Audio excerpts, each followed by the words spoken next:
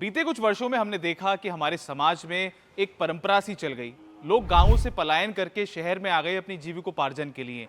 लेकिन बहुत कम ही ऐसे लोग हुए जो विदेश गए, अपने शहर गए और वापस गांव लौट कर आए। लेकिन आज जो हम एक कहानी आपको दिखाने जा रहे हैं, एक ऐसे व्यक्तित्व से आपको मिलवाने जा रहे हैं जिन्होंने गांव से पलायन किया शहर की ओर, लेकिन शहर में अपना नाम कमाने के बाद तमाम देश के किसानों को स्वरोजगार दिया, उनकी मदद करी और साथ ही साथ अब देश में जो देसी नस्ल की गाय हैं उनको बचाने के लिए, उनके संरक्षण व संवर्धन के लिए काम कर रहे हैं।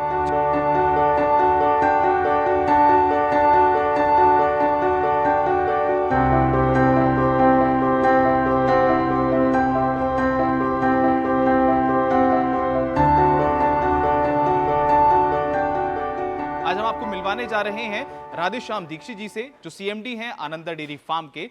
बहुत बहुत स्वागत है सर आपका हमारे इस खास शो में। एक बार अपना परिचय हमारे दर्शकों को दें, बताएं कि कैसे आनंदा, एक छोटे से गांव से आप निकले, दिल्ली आए, देश की राजधानी में आपने पढ़ाई करी, उसके बाद में आपने इतना बड़ा डेयरी फार्म स्टैब्लिश किया और तमाम देश के किसानों के लिए आप काम कर रहे हैं। नमस्कार, मैं chairman founder Ananda dairy limited Radheshyam Dixit.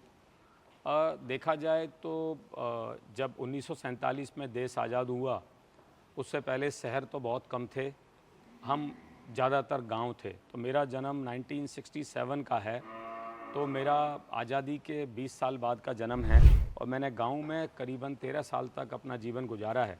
उस जीवन में मैंने जो सीखा कि गांव की जो गरीबी है, गांव में सबसे ज़्यादा जो संसाधनों का जो अभाव रहता है। किसी गांव में अगर एक चीज़ है कि चारा है तो गाय नहीं है, गाय है तो चारा कम है, तो कहीं ना कहीं अभाव रहता है। तो उन अभाव को देख करके जो जीवन बढ़ा हमारा आगे, उस अभाव में हमने सीखा कि कैसे तपस्या की जाती है गांव के जीवन में। और जब शहर आने का मौका मिला तो वो जो दिमाग में जो कल्पना हमारी थी कि हम कभी बड़े हो कर के काम कर सके, किसान के लिए अच्छा कर सके, तो वो एक प्रयोग हमने यहाँ शुरू किया है देसी गौवंश पर। और ये गिर, थारपारकर और साहिवाल तीनों नस्ल पर हम बराबर काम कर रहे हैं और इसकी जेनेटिक इम्प्रूवमेंट पर यहाँ पर काम हो रहा है। जी, एक बात मैं आपसे जानना चाहूँगा, मिल्क कलेक्शन का आपका इतना बड़ा काम है, तो तमाम देश में जो बड़े ऐसी कंपनीज़ हैं, दूध की जो कंपनी हैं जो मार्केट में दूध प्रोवाइड कराती है, उसमें से चुनिंदा नाम की अगर बात करें तो आनंदा शायद ऐसा होगा जिसने ये पहल करी है। और मुझे लगता है कि ये पहला ही ऐसा नाम होगा, क्योंकि सब लोग बाजार से, देश के किसानों से मिल्क कलेक्ट करते हैं, लेकिन किसी की इतनी हिम्मत नहीं होती कि वो अपना एक फार्म इस्टेब्लिश करे। लेकिन आपने जो पूरा ये सेटअप लगाया है हिम्मत करके, इसके पीछे की कहानी क्या है? क्या आपको कोई ऐसी प्रेरणा मिली, या आपने तमाम जो समाज में इन दिनों चीज़ें चल रही हैं, खासकर देसी गायों को बचाने की मुहिम चल रही है, उसको लेकर आपके मन में प्रेरणा आई? जी, देखिए दोनों चीज़ें हैं कि अगर देखा जाए तो सबसे पहले तो गांव में जो व्यक्ति है, जब जवान होता है बच्चा, तो पढ़ने के लिए, हायर एजुकेशन के लिए शहर जाता है। और एक बार हायर एजुकेशन लेने के लिए शहर में गया तो फिर वहीं बस जाता है, माँ बाप को छोड़ देता है, कम से कम पैसे की नौकरी करके और अपने जीवन को वहाँ चलाना शुरू कर देता है। और माँ बाप अपना बुढ़ापा पूरा बिना अगली संतति के वहाँ लगाते हैं। तो मेरे को लगा कि ये बहुत बड़ा काम है। अगर हम गांव से पलायन रोक सके, गांव में रोज़गार पैदा कर सके, तो बहुत बड़ा काम होगा। और वो इस देसी गौवंश के द्वारा किया जा सकता है। विदेशी गौवंश के द्वारा अगर आप कल्पना करें तो वो गाय महंगी है, वो गाय का ट्रीटमेंट महंगा है, उस गाय को एक अच्छा एनवायरनमेंट चाहिए क्योंकि वो ठंडे मुल्क से आई है, वहाँ ठंडा टेम्परेचर होता है। हमारे देश में सारे मौसम हैं, गर्मी है, बरसात है, ठंड है, सारे मौसम हैं। तो हमारे टेम्परेचर के हिसाब से, जलवायु के हिसाब से देसी गौवंश एकदम परफेक्ट है। देसी गौवंश आज दूध नहीं उतना दे पाती है, उसकी वजह है, उन वजहों पे काम करने की ज़रूरत है। वो हम यहाँ पर बहुत सारे प्रयोग कर रहे हैं और मैं उम्मीद करता हूँ कि हम किसान के उन नौजवान बच्चों को एक ऐसा मॉडल समर्पित करेंगे कि वो अपने ही घर में 50,000 रुपया महीने से लेके लाख रुपए महीने तक की इनकम करेगा और अपने माँ बाप के साथ रह करके अपने जीवन को भरपूर रह सकेगा, जी सकेगा। जी, सुनने में काफ़ी अच्छा लगता है जब बात प्रॉफिट की होती है, दूध के उत्पादन की होती है, लेकिन ज़मीनी हकीकत कुछ और होती है। इससे पहले जब मैं किसान तक चैनल में था तभी मैं आपके पास आया था, और जो वीडियो हमारी लाखों दर्शकों ने देखी थी, तो अक्सर अधिकांश जो लोग थे ना, उन्होंने नेगेटिव कमेंट बहुत किए। क्या ये धरातल पर संभव है? बहुत से ऐसे लोग हैं जो आजकल एआई जो टेक्नोलॉजी चल रही है उसके भी खिलाफ हैं। सेक्सोटेड सीमेन के खिलाफ हैं, वो मना करते हैं कि कहते हैं ये तो गाय के साथ अत्याचार है, तो उनको क्या संदेश देना चाहेंगे अपने अनुभव के अनुसार, क्योंकि आपने तमाम साइंटिस्टों के साथ मीट करी है, इतना बड़ा अगर आपने डिसीजन लिया है एक खास ब्रीड तैयार करने का, तो मार्केट में बहुत सी ऐसी अफवाहें भी चल रही हैं कि ये धरातल पर संभव नहीं होगा। तो आपने अभी तक जो चीज़ें ट्रायल बेस पे चीज़ें करी हैं, तो उसमें आपका सक्सेस रेट क्या है? तमाम जो ऐसे लोग हैं जो नेगेटिव भ्रांति फैला रहे हैं, उनको एक क्या संदेश और एक मैसेज देना चाहेंगे? देखिए, बड़ा सिंपल है। ऐसा सोचें आप कुछ भी करें और नेगेटिव एक व्यक्ति से बोलो इसका नेगेटिव ढूंढो, वो नेगेटिव ढूंढ देगा। उसको एक सुंदर सा चेहरा भी दिया जाए भगवान का और उसमें वो अगर तिल भी होगा तो बोलेगा देखो ये ब्लैक स्पॉट लगा हुआ है।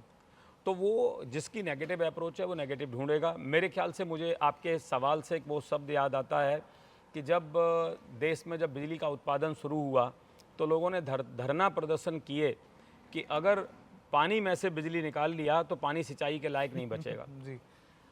तो इस प्रकार के लोग जो जीवन में कुछ नहीं कर पाते हैं वो सिर्फ नेगेटिव कमेंट्स कर पाते हैं।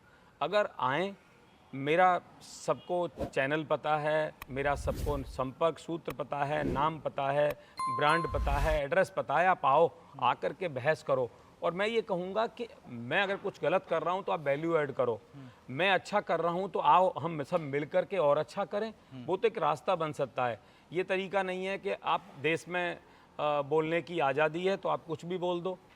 तो आप कोई अच्छा काम कर रहा है उसको भी आप नेगेटिव कमेंट्स पास कर दो। कमेंट्स पास करने के लिए कमेंट्स मत पास करो, आप अच्छा करने के लिए आप अप्रिशिएट करो, कुछ सहयोग करो साथ हम मिल करके हम, क्योंकि अगर इस भारत को विकसित भारत बनाना है तो एक जिम्मेदारी लेनी होगी। कमेंट्स पास करने से जिम्मेदारी नहीं होती है।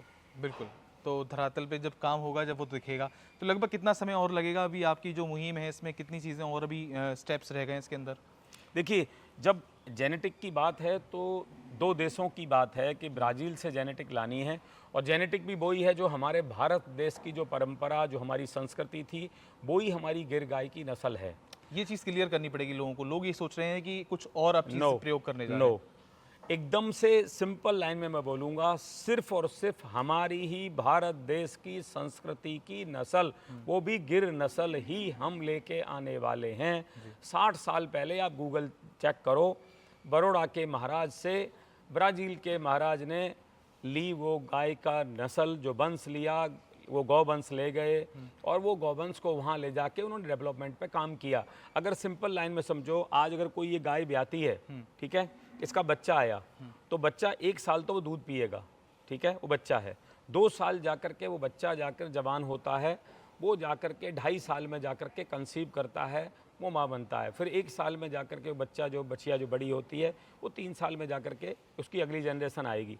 तो आप देखो, अगर आपने आज 10 लीटर वाली गाय को अगर आपने 20 लीटर वाले संतति उसमें डाली तो आप सोचो 20 + 10 = 30 और डिवाइड बाई 2 = 15 लीटर नहीं होने वाला है।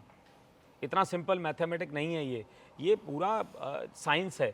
और ऐसा नहीं होता है कि आप सोचो, इस माँ ने 2 बच्चे दिए, एक बेटा दिया और एक बेटी दी, एक बछड़ा दिया एक बछिया दी, और इसके बछड़े का आप बोलो ये कल बुल बन जाए और इसके सीमन को इसी की जनरेशन में आप डाल दो तो इनब्रीडिंग हो जाएगी। जो ये बच्चिया दोबारा से जो इसकी जन्म लेगी, जो बच्चा संतति आएगी, अगर उसमें वो सेम आपने जेनेटिक का सीमन डाल दिया तो उसको गुस्सा ज़्यादा आएगा, दूध नहीं देगी, दूध फैला देगी, बच्चे को मारेगी, कहीं ना कहीं कुछ बहुत ज़्यादा दिक्कतें आ सकती हैं। तो ये समझने की ज़रूरत है। हमारी ऋषि परंपरा में हम सब चीज़ों को साइंस पर ध्यान दिया था, उस साइंस को हमको समझने की ज़रूरत है। तो हम वही जेनेटिक ला रहे हैं प्योर, दूसरा कोई जेनेटिक ही नहीं ला रहे हैं। और गिर की जेनेटिक ला करके फिर उसको यहाँ पर हम एम्ब्रियो तैयार करेंगे और वो उस एम्ब्रियो से जो नस्ल तैयार होगी उसका नाम होगा आनंदी। जी। जैसे बात करिए, आपके इस फार्म पे तमाम गौवंश हैं, यहाँ पर बहुत सारे नंदी भी हैं, तो क्या इन नंदियों को आप और भी किसानों को अपने सर्विस के तौर पे दे रहे हैं? या जैसे कि आपसे बात हुई थी तो आपने बताया था कि आपके पास कुछ ऐसे नंदी हैं जिनका यहाँ पर इस फार्म पे काम पूरा हो गया है, तो आप चाहते हैं कि और भी लोग जो देसी गौवंश रखते हैं वो भी इसका फ़ायदा उठा सकें? जी, तो मैं बड़ा सिंपल भाषा में कहूँगा, देखो ये गिर गौवंश के नंदी हैं जी, और ये प्रूवन जेनेटिक है जी, और ये प्रूवन जेनेटिक हम चाहते हैं कि जो और भी जो देसी गौवंश पे लोग काम कर रहे हैं वो हमसे लेके जाएं। जी, और पैसा मैटर नहीं करता है, जी, मैटर करता है कि समाज का कैसे भला हो, जेनेटिक का कैसे भला हो, वो सबसे बड़ा मैटर करता है। जी। और हम क्योंकि जेनेटिक पे जा रहे हैं, हम एम्ब्रियो पे जा रहे हैं, तो हमारा इनका यहाँ काम पूरा हो चुका है और हम चाहते हैं अब ये दूसरे लोगों का भी भला करें। अगर कायदे से वैसे भी देखा जाए तो अगर आपके पूरे गौशाला में अगर 10 बुल हैं, अगर आप उसी 10 बुलों का रोटेशन करने के बाद आपने वो बुल किसी को नहीं दिए, वहाँ से अच्छे बुल नहीं लाए, आपने ऐसे रोटेशन नहीं किया, तो आपकी जेनेटिक का फिर वही प्रॉब्लम आ जाएगा। तो ये कायदे से होना चाहिए ऐसा कि हम आपस में इतने बड़े विजन के साथ काम करें। कुछ गौशाला जो भारत देश में सेम विचारधारा पे काम कर रहे हैं, उनके साथ आदान प्रदान करें तो ज़्यादा बेहतर होगा। तो मैं सबको आमंत्रित करूंगा कि इस प्रकार से खुले विचार से आप लेकर के जाएं। हम तैयार हैं। सबसे पहले हम ऑफ़र कर रहे हैं, जो हमारे पास है वो हम लोगों को देना चाहते हैं समाज के हित के लिए। गांव से निकलकर आप दिल्ली आए, नोएडा में और देश के तमाम इलाकों में आपने अपना बिजनेस स्टैब्लिश किया। करीब 2600 करोड़ के आसपास का आपका टर्नओवर है, इतनी बड़ी कंपनी आपने स्टैब्लिश करी। फिर वापस से आप गायों के बीच में आ गए, एक गांव का इंफ्रास्ट्रक्चर और कह सकते हैं एक हाईटेक आपने मॉडल बनाया हुआ है। तो कैसा फील आता है जब आप ऑफिस में रहते हैं, कॉर्पोरेट मीटिंग्स करते हैं, विदेशों में जाते हैं, कॉन्फ्रेंस अटेंड करते हैं और जब इन गौ माता के बीच में आते हैं? अभी हम कुछ देर पहले देख रहे थे, आप बड़े आनंद के साथ ये तमाम जो गौ माताएं हैं, जब आपने इनको चना खिलाया, गुड़ खिलाया, उसमें गुलाब की कुछ पंखड़ियाँ भी थी, तो क्या अनुभूति आती है? क्या वो एसी वाले एनवायरनमेंट से ज़्यादा ये शानदार एनवायरनमेंट लगता है? देखिए, अंतरात्मा से मैं सच बोलूं तो ये जो यहाँ की जो सुख है ना जी। वो बिल्कुल आपको एक पारलौकिक सुख देता है। और मैं हफ्ते में 1 दिन यहाँ पर आता हूँ और 1 से 2 घंटा यहाँ बिताता हूँ गायों के साथ में। और मेरे को ये लगता है कि हम 10 लाख लीटर दूध रोज़ाना का आज हम 6000 गाँव से प्रोक्योर कर रहे हैं और उसके लगभग 100 प्रोडक्ट बना करके हम पूरा देश विदेश रोज़ाना का डिस्ट्रीब्यूशन करते हैं। लेकिन यहाँ इस गौशाला में सिर्फ 500 लीटर दूध है। आप हैरान हो जाओगे, मैं डेली चेक करता हूँ कि किस गाय ने कितना चारा खाया, वो स्वस्थ है कि नहीं है। अगर कोई बछिया आई, कोई बछड़ा आया, अगली संतति आती है, तो जब हमारे पास ग्रुप पर जब फ़ोटो आता है तो इतनी खुशी होती है जैसे कि आप सोचो कि बहुत बड़ी हमने उपलब्धि कर ली। क्योंकि ये एक रियल जिसको बोलते हैं कि ये एक उपलब्धि है, क्योंकि इससे समाज का बहुत बड़ा विकास होने वाला है। आप सोचो, आपने कुछ भी जीवन में बना लिया, ठीक है, कंपनी में इतने सारे लोग हैं, सब कुछ है, लेकिन इसके साथ मुझे एक बड़ा विजन दिख रहा है कि पूरे भारत देश में जो ग्रामीण क्षेत्र में जो किसान रहते हैं उनको हम एक अच्छी नस्ल दे पाएंगे, उनके घर में हम सुख समृद्धि लाने का एक माध्यम हो पाएंगे और वो ग्राहक, जिस ग्राहक के घर में शुद्ध तरीके का एक उत्पाद मिल पाएगा, वो एक बहुत बड़ी उपलब्धि होगी। तो उस बड़े विजन के लिए काम किया जा रहा है। जी, तो बहुत बहुत शुभकामनाएं हैं आपको हमारी ओर से और हम भी देखेंगे आने वाले समय में जिस निष्ठा के साथ और जिस विज़न के साथ आप काम कर रहे हैं, देश के किसान को समृद्ध बनाने की मुहिम में, देश के गौपालक और देसी गौवंश को बचाने की मुहिम में आप काम कर रहे हैं। तो हमारी शुभकामनाएं आपके साथ में और तमाम वीडियोज़ हम खबर किसान की चैनल के माध्यम से आपके लिए लेकर आएंगे। बने रहे हमारे साथ, देखते रहें खबर किसान की। धन्यवाद। जय गौ माता, जय गोपाल।